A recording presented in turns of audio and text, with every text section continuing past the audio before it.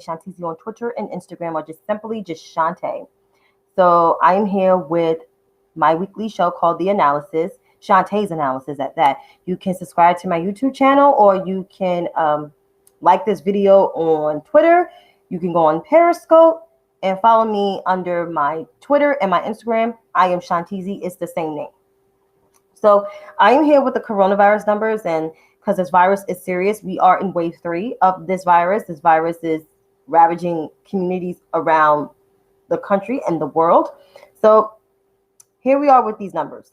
According to the Johns Hopkins website, Johns Hopkins University of Medicine at that. Global confirmed cases in 189 countries is 52,048,827. The global death toll is at 1,282,796. Here at home in the U.S., our confirmed cases is at 10,397,400.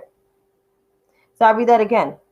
U.S. confirmed cases are 10,397,400. U.S. death toll has surpassed 240, so it's 241,619. And as of today, on Veterans Day, we have exceeded another record number of new infections. It's 136,325. And that's as of today, according to the Johns Hopkins University and Medicine website. Hey, how you doing? So this virus is still here, and it's going to get cold in most places in the USA. So this virus is not going away. No time soon. Other countries are seeing surges as well, according to this website, the Johns Hopkins University of Medicine website, because they track all the cases around the world.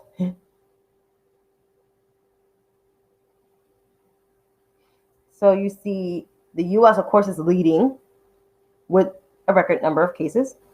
You have India at 8.6, Brazil at 5.7, France at 1.9, Russia at 1.8, Spain at 1.4, Argentina at 1.2, well, 1,273,356. United Kingdom, which they're doing another lockdown, at 1,260,198. Colombia at 1,165,326. And Italy at 1,028,424. Yeah, this shit ain't going nowhere. No freaking time soon. Now at home in the USA,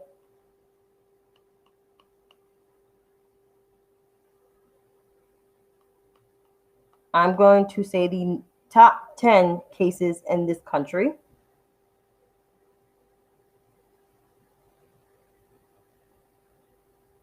So here it is. Texas has now the number 1 highest cases in this country. 1,050,932. California, 999,397. California will be the second state as of tomorrow morning to reach over 1 million cases of COVID-19. Florida, 858,004. New York, 545,718. Illinois, 525,072. Georgia, 398,769. Wisconsin has reached over 300,000. 301,349. And the governor just put in an executive order in Wisconsin to do another lockdown. North Carolina, 300,725. Tennessee, 288,311. Ohio has now surpassed New Jersey. I called it yesterday at 267,356. New Jersey has surpassed Arizona, which Arizona may surpass New Jersey tomorrow. Who knows? At 265,295. Arizona has 265,195. So they're like 100 cases behind each other. And Michigan is picking up at 251. Pennsylvania is picking up at 248,000. Missouri is picking up at 229,000. So there is a lot of cases. And as of my state of New York, my governor, Andrew Cuomo, has gave curfews, 10 o'clock curfews to bars and restaurants and gyms and sorts like it. Due to the spike, because we have over 1,500 people hospitalized for COVID-19 within this third wave. And there be a possibility there might be another lockdown in my state, which that's fine because it's winter time. And I don't know how that's going to be for certain people. People may have COVID fatigue, but we have to get this virus under control because Donald Trump has no national strategy. He doesn't plan to. He's still bitter. He wants to seek a second term, and it's not happening because Joe Biden won the presidency. Fair and square. There was no illegal ballots. There was no fraudulent ballots. He won fair and square due to record turnout. He earned over 77 million, of the American votes. Bottom line, that's it. Finito.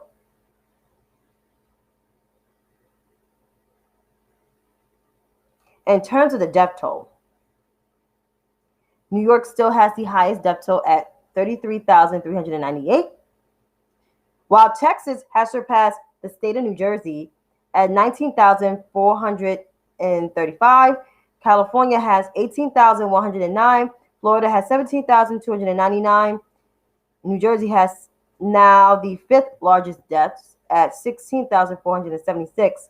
But then you have all these other states like Arizona, Massachusetts, their death toll is reaching. So all the 50 states are now seeing rising cases of COVID-19.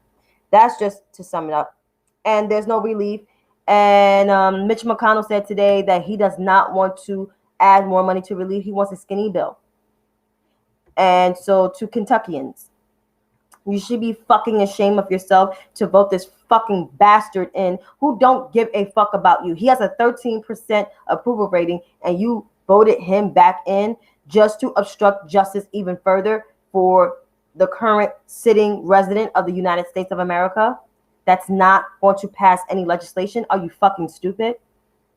But who am I to say anything? I'm just assessing and analyzing, and that's why I have this show to inform people. Plain and simple. But anyway, going into the transition, the Biden and Harris transition. So there was announced today that Ron Klain, who was the chief of staff to Joe Biden as when he was the vice president then, and also served as the Ebola Cesar, I forgot how you pronounce it, but the point person to monitor and to get the Ebola crisis under control is now going to be the chief of staff to President-elect Joe Biden. And that's that. Which Ron Klain is an awesome hire because he is the closest ally to Joe Biden. He served as a senior advisor to the Biden campaign. So that would be stupid not to hire Ron Klain to be your most trusted ally. He was Biden's trusted ally for years in the White House. He helped him to get Ebola under control. And we will know that Ron Klain is in that inner circle. We will know that the virus will be under control. For damn sure. We know Biden and Harris is competent, but you always need somebody on that lower level, not lower level, but on that senior level behind the two people in the executive branch. So to have him there is awesome. Karine Jean-Pierre will probably still keep her role as chief of staff to Kamala Harris, which that makes sense because she was a loyal and trusted ally as well. So there you have it. It is what it is. But there will be more hires to come in the scope of things. And when they get their transition papers signed, which that is the holdup. And from watching Zerlina today, I believe there's a clip of Joe Biden's, not Joe Biden, the former person who handles the transition from the Obama administration at the time, who handed the stuff over to Donald Trump. So I'm going to Google Zerlina's show on Peacock. I believe she spoke today. Gotta see where her clip is. There we are.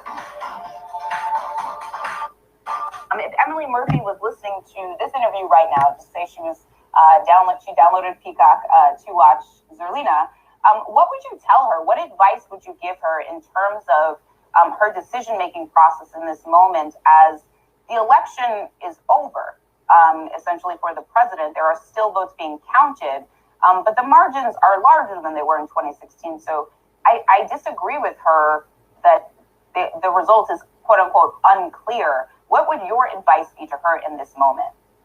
I'm sure she's getting a ton of advice at this point. What I would be focused on, though, if I'm in her position, is what can allow for this transition to take place. There is over 100 agencies within the federal government, 4 million people, a lot of moving pieces. And so if you think about the fact that the Biden administration is going to need to lead those efforts, their ability to understand as quickly as possible what's happening in the impact of the policy decisions and the concepts that are on the table and being able to move the government forward is very essential. And it is my sincere hope that they can come through this as quickly as possible and that she can sign those documents. And like you point out, there is national security concerns at risk, as well as the health and well-being of the country. We're in a unique time at this moment, and we are hopeful that we were going to have a vaccine.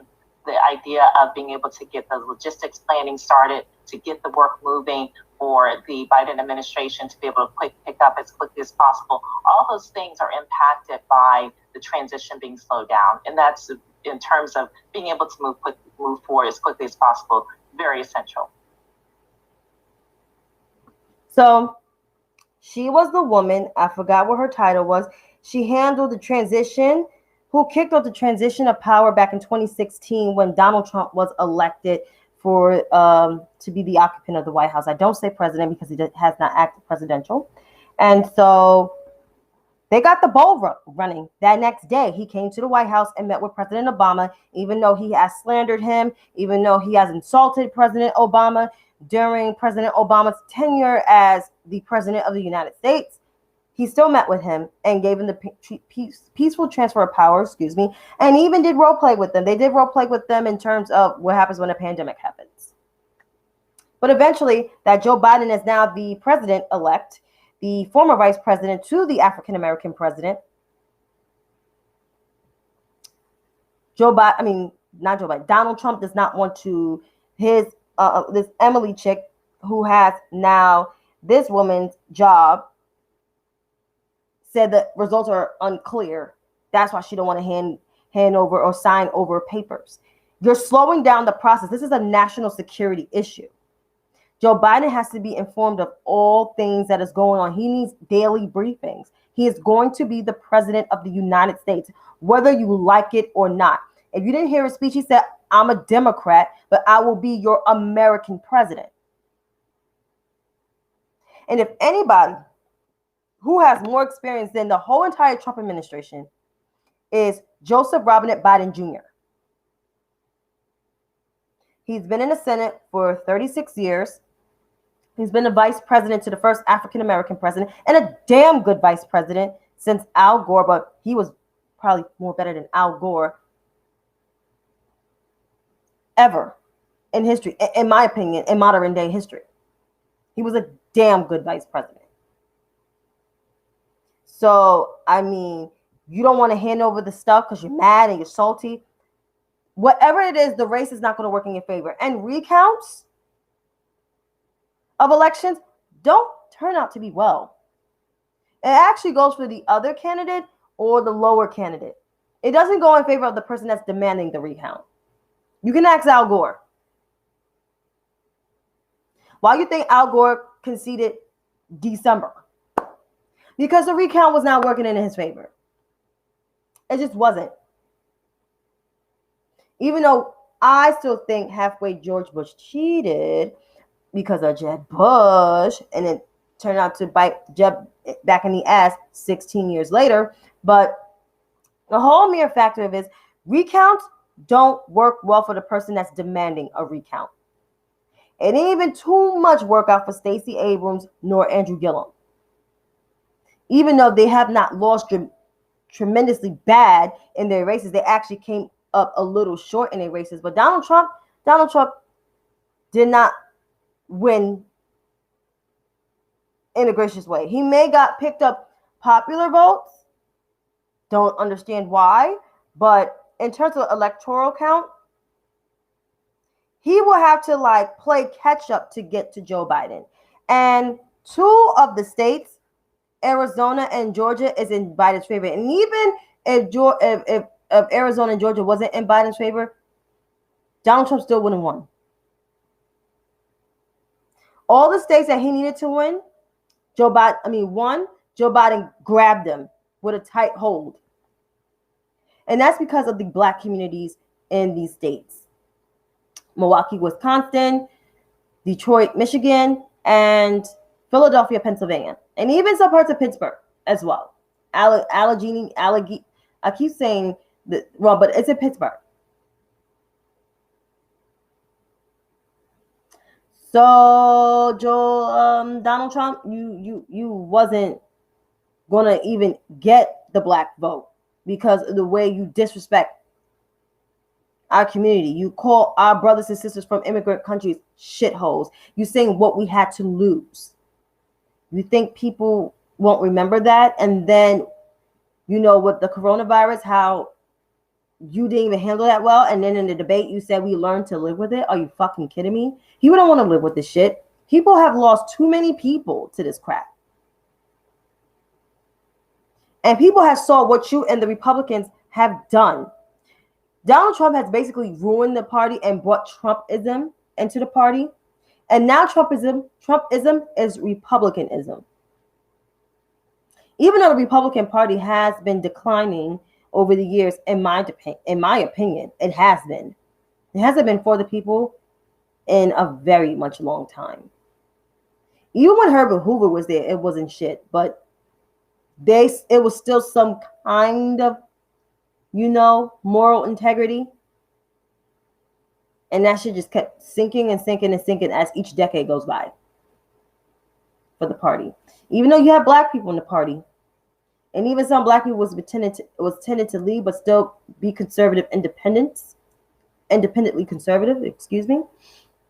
But since Trump came in, a lot of black conservatives, high-profile black conservatives, left the party. Some of them don't even identify as Republicans no more because of Donald Trump and his rhetoric, excuse me. And that's the truth, to be told.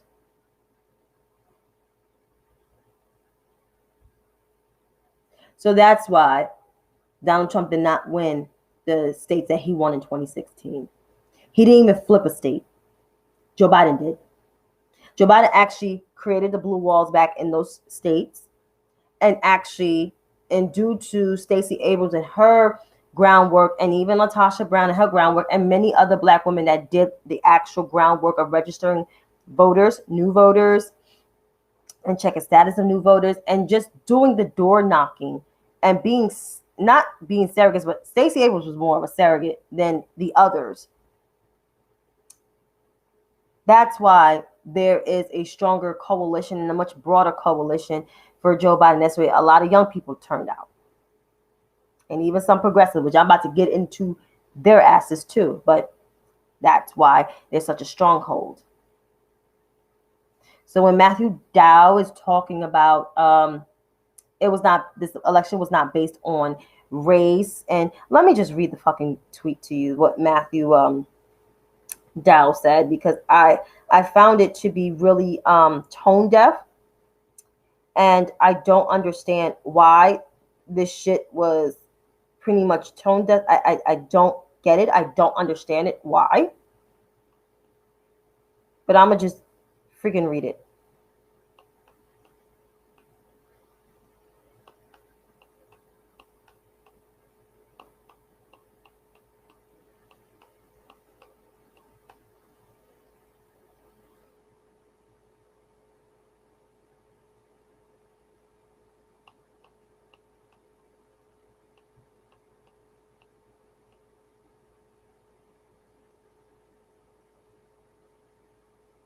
There we go. So this is Matthew Dalla. I believe he was a proud independent, but he was a former chief writer for, I believe, George H.W. Bush. I'm not quite as sure. Somebody can correct me, but here it is. No one demographic group is responsible for Biden's victory this year. It was a diverse cross-section of America, which involved both turnout of Democratic voters and winning independent voters. Can we not narrow this down to just one group?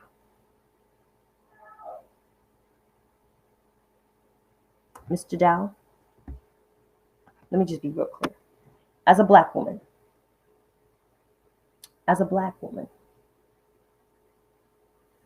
I'm part of that 91%, that whopping 91% that voted for Biden and Harris. 70% of Latino women voted for Biden and Harris. White women, only 43% voted for Biden and Harris. 43. While 55% voted for Donald Trump and 58% of white men voted for Donald Trump. So when you said it was independent voters and a broad Democratic voters,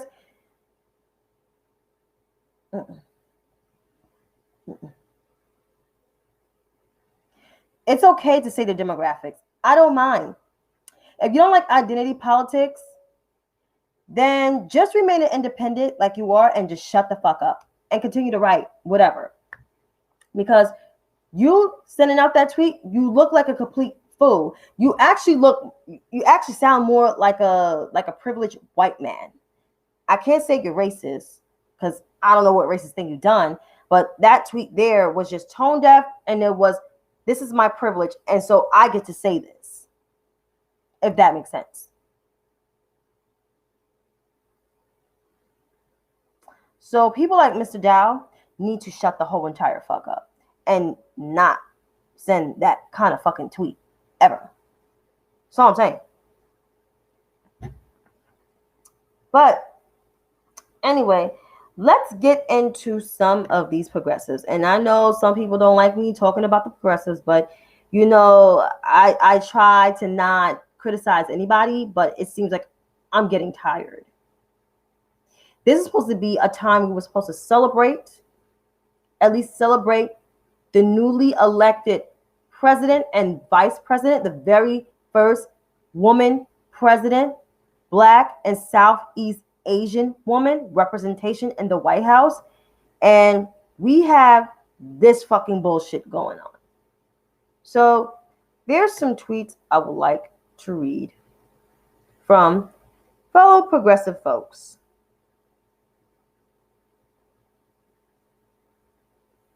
Because I'm getting tired.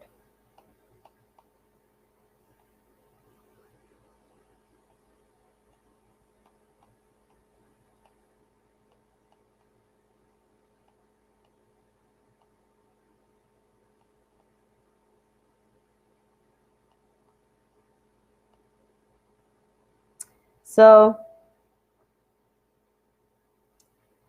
Hakeem Jeffries was on a phone call, and he basically, I guess it was leaked, I'm not sure.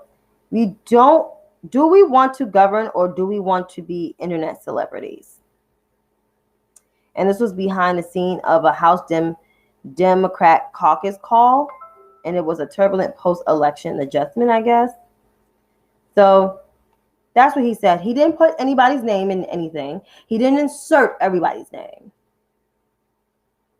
But of course, one had to insert herself in it.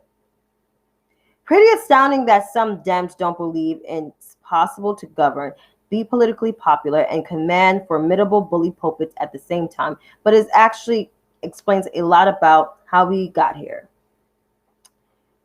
Do we want to choose between these things? We can do better. We don't have to choose between these things. We can do better and win. That was Congresswoman Alexandria Ocasio-Cortez, also known as AOC, but I like to call her Congresswoman Alexandria Ocasio-Cortez because that is her name. What the Congresswoman failed to realize, it wasn't really about her, right? It wasn't about her. But apparently, she makes it about her. And so now she has her progressive allies who is causing a whole bunch of chaos, who don't know what the fuck they're talking about. So this is one. Also, Jeffries mocks AOC without naming her for being famous online, ignoring how she uses her platform to campaign and promote key issues, and also ignoring how his speaker did a slow clap and tore up papers and became an instant internet meme. First of all, Nancy Pelosi did not want to be an internet meme. She tore up that paper because Donald Trump was lying. If anybody was lying, no matter if they had the powerful position like Donald Trump, I would rip that shit up too. Rip that whole fucking speech up as well. Maybe she shouldn't rip it off camera, but I will rip the shit too. And after you months of disrespecting me on TV and disrespecting me on Twitter and disrespecting me to my face, the difference is Alexandria Ocasio-Cortez don't get this. She gets targeted, but she don't get disrespected as Nancy Pelosi or Kamala Harris. They get disrespected the most. They get attacked online the most. Alexandria Ocasio-Cortez get attacked by Republicans. Nancy Pelosi and Kamala Harris get attacked from both sides of different parties. And even death threats, especially Kamala Harris. I know she gets some death threats here and there. I mean, really? Seriously? Maddie? Oh, he get on my nerves, and I don't watch his lame ass show anyway. Another person who just keep doing the most, because I'm about sick of all of them, these fucking progressives. And this one has nothing to do with Alexandria Ocasio-Cortez, but I just can't. These progressives bastardizing the word progressive, it just really irks my soul. It really irks my soul, because black elected leaders and black activists are progressive, because they don't just tout two legislations, they actually tout more shit. Because I actually know some black activists, my damn self. I mean, I'm from New York City. A lot of black people in New York City, mostly in my parents' day, were activists, and even when I was a child. So I've been around a lot of activists for a very long time. Not saying I want to be activist, but I've seen the work that they have done. And these folks who proclaim activism, they don't really do much. The only real activist out here that really does stuff is, besides the women in the Black Lives Matter movement, is Stacey Abrams and LaTosha Brown. I don't see anybody else doing anything. Yeah. But this John dude from Young Turks, they're another annoyance. Winning the popular vote by 5 million plus votes isn't enough. Winning the Electoral College decisively isn't enough. How many ways are Dems supposed to win before they're allowed to win?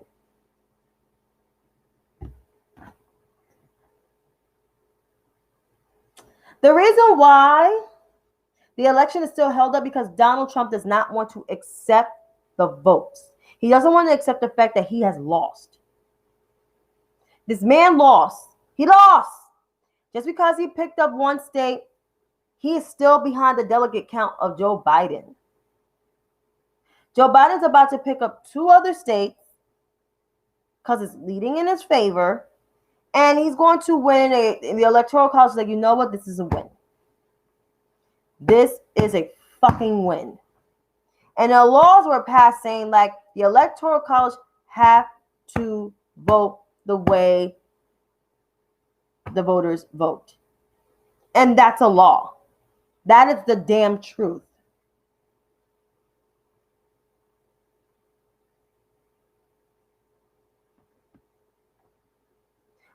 Republicans got mad at us when we, was mad that Hillary lost. Well, we took the fucking L. We took the fucking L. And we watched his residency. And honestly, it wasn't for the people. It was for the 30% of people that he liked. And it was the white people and some of the token black people. And it wasn't for people like me. Because he doesn't like black women. Hell, I don't think Donald Trump even like white women, but I don't know why the white 55% keep fucking voting for his dumb ass. We don't like your ass. All you want to do is grab your pussy.